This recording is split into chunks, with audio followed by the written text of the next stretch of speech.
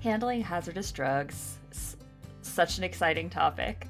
But I think this is really well presented as a quiz because you might be surprised by some of the drugs that actually are classified as potentially hazardous. So, like methimazole or zonisamide, and having to, keep that in the back of your mind and counsel owners about this, as well as protecting your team and making sure that we're just kind of following basic regulations for how to handle drugs that we might be used to handling and not think of as hazardous, I think is really useful. So I think it's worth taking even if hazardous drugs aren't really your bag.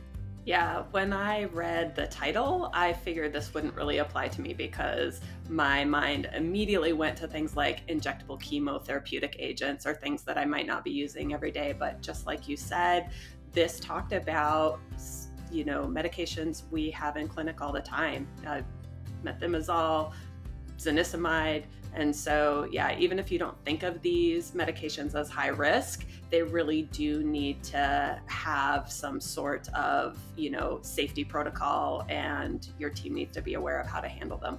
I think also in addition to it too is the fact that a lot of veterinary exclusive drugs like trilostane and tosiranib are not on human hazardous drugs lists that we reference all the time with USP 800 and NIOSH. And so I think it's really important too because we carry probably trilostane in every veterinary clinic, and the importance of handling those hazardous drugs and not just counseling owners, but as healthcare workers, what to do. Because we have the complexity of a veterinary patient who may not be compliant in receiving those hazardous medications. They may go in places you're not expecting, and how to handle those spills and the chaos that comes from that, and making sure that we're safe to prevent harm to ourselves.